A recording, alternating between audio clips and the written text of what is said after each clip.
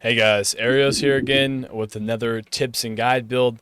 This one's a very in-depth guide build, so it's going to be a little longer. Bear with me. But for the people that want to know what my rapid rogue build is and how I do so much damage, you guys been asking, and here it is. We're going to go in depth. I'm going to go over the Paragon board points. We're going to go over the aspects. We're going to go over the skill trees and why I think mine has higher survivability rate and why mine is a better damage output than most people's I've seen on the internet. Let's get into it. Let's jump into the skill tree off the bat. So with the skill tree, we are immediately going to the basic skill, which I actually currently don't use in this build. We'll go over why. We use rapid fire, you know that. It's our main build, our main skill. We use up into the subnode of improved rapid fire, gives 15% energy per cast when damages a vulnerable enemy. This is what keeps our energy maximized throughout the whole fight without our basic skill. So that's how we're able to keep our energy up without the basic skill. And then our siphoning strikes. This is increased survivability for lifesteal. This gives you close damage reduction. This is for survivability. Stutter step, critical striking an enemy grants 15% movement speed for 4 seconds. This is actually huge for kiting your mobs around. So you have your shield little pathway from your boots. Get them frozen. And then shadow step, you want to go to the methodical subnode. This is very important. This is what I use this for. In my opinion, I think this is great for getting treasure goblins and not worrying about them getting away or running very fast, or for you to get out of a instrumental death area where you're about to get CC'd and like AoE'd and death down. You could shadow step to your farthest person away. And a cool thing I like to use it for as well. So when you're on those like pesky little mountains, right? You could shadow step down off the mountain, so you don't have to walk all the way around on the trail, go down the mountain, and then go kill the mobs. You could shadow step down the mountain to the monster directly, so you skip a whole big old trail you can skip with that, which helps out a lot with gameplay and you mid-maxing your time where you're at. Weapon masteries, daggers and swords is very important for the people that want to increase your maximum damage output for your rogue. Make sure you put 3 into that. And this is where I become a little different in survivability. I use Dark Shrouds. I use Dark Shrouds up to countering Dark Shroud subnode. This is good because when you have at least 4 active shadows up, you gain 8% critical strike chance. Very, very good for this build and gives you more survivability rate. For some people, they say you walk into the fight and your Dark Shrouds disappear immediately. I agree with that. Don't disagree, but if you kite properly, you can get that to your full advantage and make it worth your while to put those into Dark Shroud instead of having like a second agility effect. And then I use Exploit. You deal 18% more damage to healthier and injured enemies. This one's you deal 9% increased damage to vulnerable enemies. Like I was saying, this build is built around vulnerable damage. This is why we use Poison Trap. It gives us vulnerable damage everywhere. With our Blast Trapper aspect, we'll go farther into that. Here we use Shadow Imbuement, 5 into that, up into the blended Shadow Imbuement subnode.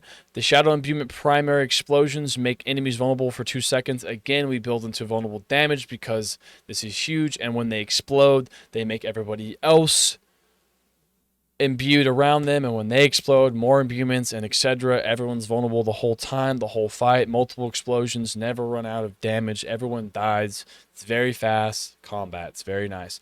And I use Frigid Finesse here. This is very important, I think, for my aspect of the build because I use these boots, the Pennant Graves, that give you a Trail of Frost that chills enemies. You deal 10% more increased damage to chilled enemies on top of the other ones you have from chilled enemies, which is this. So you gain another 30% from the 6 into it because I have 3 from amulets. So I gain a total of 40% just from having the boots and damage alone. And I use the Shadow Clone skill all the way up to the Supreme Shadow Clone, which you increase an additional 20% of your damage while you're using Shadow Clone.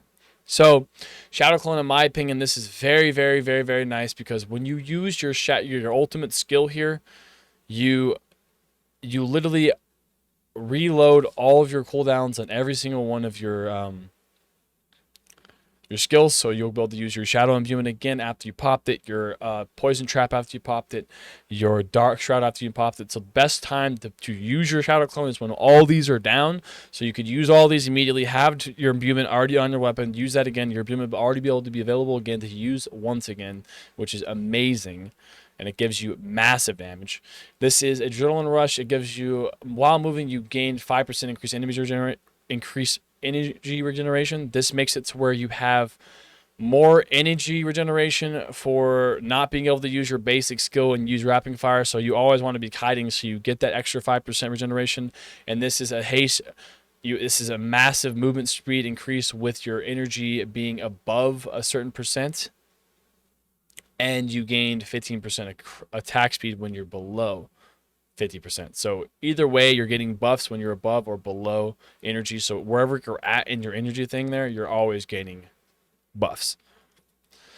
And then I use precision here. Critical strikes with marksman skills grants you precision. You gain 4% increased critical strike damage per stack of precision. This is amazing, and all precision stacks are removed after you are guaranteed a 40% critical strike damage increase when you are at the maximum stacks of precision. So let's go into the Paragon here. This Paragon's very in-depth, very well thought out. I really enjoy it. I think it's amazing. Tell me what you guys think in the comments down below. I use Ranger here. This gives you 42% more marksman skill damage. This is most of our damage. We're using a marksman skill damage. Marksman skill for most of our damage was the Rapid Fire. So this is absolutely instrumental to our damage here. We are using Exploit. Once again, vulnerable damage is massive. You can see how much vulnerable damage I have for this build. It's about 305%. That's freaking insane. So now we're at Exploit. Okay, so we'll go here, and then we're at the No Witness nodes here. Your ultimate skills deal another 30% increased damages and grants you 10% increased damage for 20 seconds. So your ultimate skill gets 30% more passive damage for the damage you're dealing, and you gain a massive 10% increase damage for 20 seconds. That's insane. If you do enough energy cost, you could constantly have No Witness up continuously. Cheap Shot, you deal 5% increased damage for each nearby enemy that is crowd controlled. This is where it becomes in play with your Poison Trap, and why is it so important. It is massive because you see the X next to those. Those are stacks that can go up to 25%. It's huge. Efficiency, grant 45% bonus to all rare nodes within the range. So there's a lot of rare nodes here, but I haven't really leveled them yet, right?